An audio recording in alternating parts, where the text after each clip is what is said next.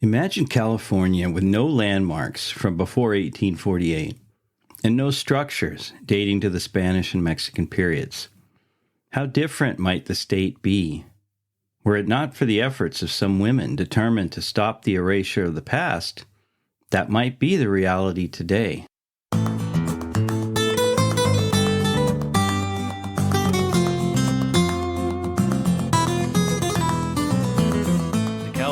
Frontier Podcast is dedicated to helping you explore the Golden State's unique history, culture, and environment. I'm Damian Bassage, and I'm your host.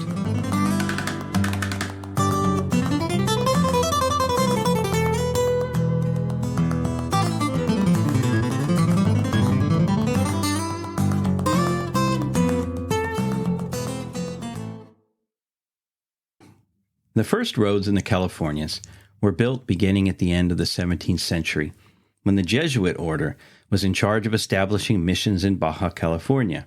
At the time, it was just known as California. The original El Camino Real ran eventually north from Loreto, the capital of Baja California, in the southern part of the peninsula, to Monterrey in Alta or Nueva California, after that part of the territory had been opened up in 1769. It was the official road running between the two capitals of Spanish California, and hence it was called the Royal Road or El Camino Real. By 1823, though, California had become part of newly independent Mexican Republic, and so the name Camino Real or Royal Road was retired. In the 1830s, as you've heard in other podcasts, the Mexican government secularized the missions and transferred them to appointed administrators. Almost no effort was made to preserve the mission churches or other structures. Tiles and building materials were removed for use on houses or municipal buildings. Soon, unprotected adobe walls began to suffer the effects of time and weather. And the missions weren't the only vanishing artifacts. The system of trails and roads that linked the missions, the presidios, and the pueblos had almost become useless in some places. In other places, it had practically disappeared. El Camino Real, which had been in use for over 100 years, seemed destined to disintegrate. By the end of the 19th century, some Californians worried that the state's unique historical features, especially those connected to its Spanish and Mexican past, were being lost. Nothing was done until an enterprising Pasadena woman named Anna Pritchard got involved. In his book, California's El Camino Real and Its Historic Bells, author Max Carrillo tells her story. Anna Pritchard was a lover of history and active in civic organizations. She believed that the decaying missions and other buildings were the most important art treasures in the state of California. But for Anna, the key to preserving the Spanish heritage of California for future generations was saving El Camino Real. She saw the missions as connecting points along the Camino. So she created a 5-point plan for securing the highway, one that would take into account the growing use of the new machine known as the automobile. Pitcher presented her plan to two key women's organizations in California: the General Federation of Women's Clubs, the GFWC, and the Native Daughters of the Golden West, NDGW. After hearing her pitch, both groups decided to back the plan. For a decade, Pitcher worked with the GFWC and the NDGW to gather support for her El Camino Real plan, as it was known. But in 1902, she fell ill. She commended the work to a woman named Harry Rebecca Piper Forbes, also known as Mrs. A.S.C. Forbes. Forbes was already known for having discovered the original copy of the Treaty of Cahuenga.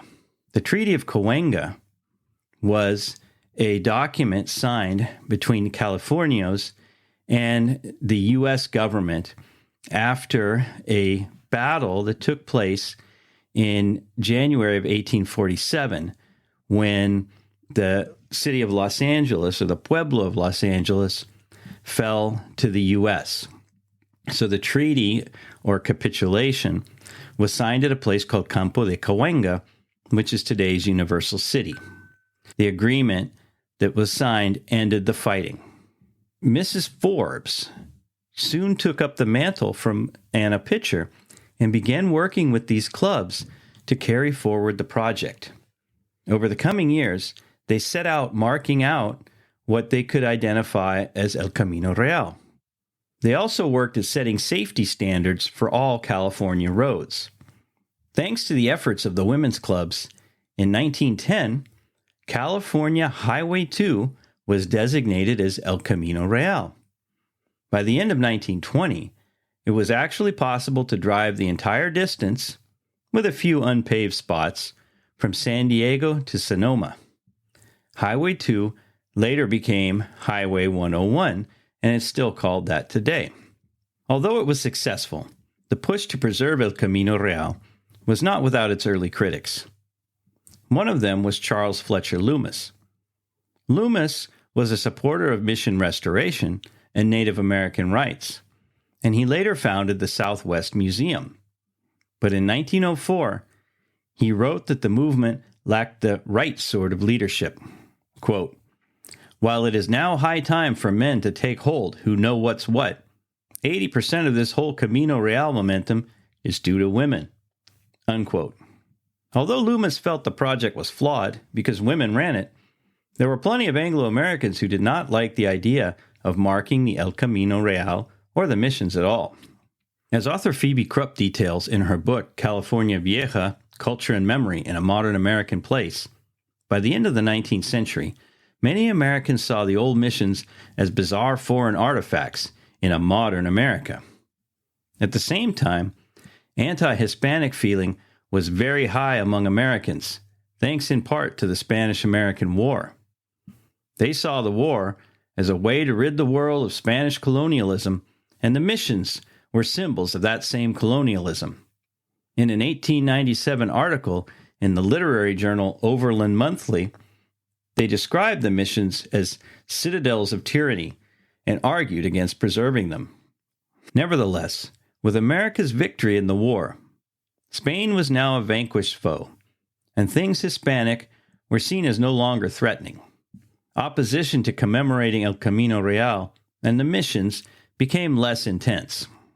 Soon, the idea of marking El Camino Real with bells began to take shape. In 1906, the Los Angeles section of the El Camino Real Association proposed creating a distinctive emblem at certain points along the highway. Mrs. Forbes suggested bells. Forbes came up with a design for the markers, and in 1906, the first El Camino Real bell was installed. Its location was outside the historic Plaza Church in Los Angeles, whose bells had served as Mrs. Forbes' model. Soon, localities were installing bell markers along El Camino Real. By 1910, 90 bells were installed along the highway. Thanks to Mrs. Forbes' enthusiasm throughout the early 20th century, the bells took on a life of their own, springing up all throughout the state. Forbes and her husband even started their own foundry, the California Bell Company, though most of those were small, souvenir-sized replica bells. The company still exists to this day under different ownership. The bells rapidly became synonymous with California's image, but no one made a provision for their upkeep. So the women's clubs worked to persuade the Southern California Automobile Club and the California State Automobile Club to help maintain the bells. In 1912, the American Automobile Association, or AAA, published a series of maps for sections of El Camino Real. These became the basis of the famous AAA map service for California roads. With time, El Camino Real and its bells came to symbolize California's Hispanic past. In 1963, the California Historical Landmarks Advisory Committee approved the dedication of 2 plaques commemorating Alta California's El Camino Real and Junipero Serra's specific role with it. One was installed at Mission San Francisco de Asís, or Mission Dolores, in the city of San Francisco, and the other at Mission San Diego de Alcalá in San Diego, the northern and southern endpoints of the highway in Alta California during Junipero Serra's time. The commission also granted each county along El Camino Real its own plaque. It would be located at the most significant site within its boundaries. In 1996, the California Department of Transportation, or Caltrans, landscape architecture program began restoring the mission bell markers between San Diego and San Francisco. They completed the project in 2005 with help from a $1.4 million federal grant. Over the years, enthusiasm for the El Camino Real bells has ebbed and flowed. The winds of politics and public opinion blow in different directions, and the future of the bells is hard to predict. But the story of El Camino Real and its bells teaches us one thing, that the way history is preserved and interpreted is often the work of a few dedicated, passionate, and well-organized individuals.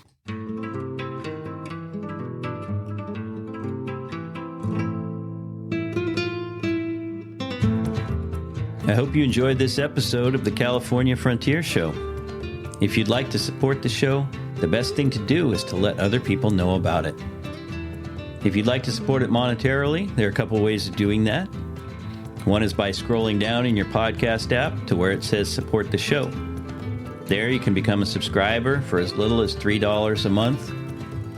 And if you want to give a one-time donation, just below you'll see where it says give a one-time donation. Finally, the show is supported by California History Teachers, which is a full year of lessons for 4th grade California history and social studies. You can find out more at www.californiahistoryteachers.com. And if you input the coupon code PODCAST, you'll receive 25% off your monthly or annual subscription. So check it out.